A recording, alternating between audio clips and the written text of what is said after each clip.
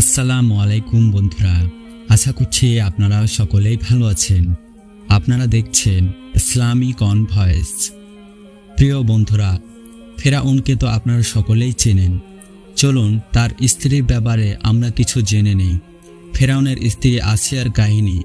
হযরত মুসা আলাইহিস সালামের যখন জাদুকরদের মোকাবিলায় সফল হন এবং জাদুকররা মুসলমান হয়ে যায়, তখন বিবি আসিয়া তার ঈমান প্রকাশ করেন। ফেরাউন বাকরুদ্ধ হয়ে তাকে ভীষণ শাস্তি দিতে চাইল। কতক বর্ণনায় আছে, ফেরাউন তার 4 হাত পায়ে পেরেক মেরে বুকের উপর ভারী পাথর রেখে দিল, যাতে তিনি নড়াচড়া পর্যন্ত না করতে পারেন। এ অবস্থায় তিনি আল্লাহ তাআলার কাছে দোয়া করেন। কোনো বর্ণনায় আছে, ফেরাউন উপর থেকে একটি ভারী পাথর তার মাথার উপর ফেলে দিতে মনস্থ করলেন। তখন তিনি মহান আল্লাহর দরবারে এই দোয়া করেন, হে আমার পালনকর্তা, আপনার সন্নিকটে জান্নাতে আমার জন্য একটি গৃহ নির্মাণ করুন।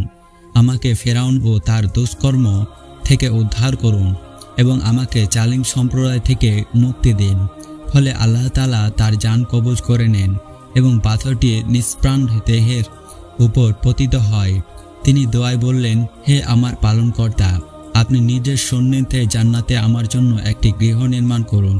আল্লাহ তাআলা তার এ দোয়া কবুল করেন এবং দুনিয়াতেই তাকে জান্নাতের গৃহ দেখিয়ে দেন। প্রিয় বন্ধুরা, আল্লাহ তাআলাকে ভালোবাসলে, আল্লাহ তাআলার প্রতি ঈমান আনলে আল্লাহ তাআলা আপনাকে কখনোই ফেরাবেন না, কারণ আল্লাহ তাআলা হচ্ছে দয়ালু। চলুন ঈমানের সাথে আমরা মৃত্যুবরণ করি। সকলে ভালো থাকবেন, সুস্থ থাকবেন। আল্লাহ হাফেজ।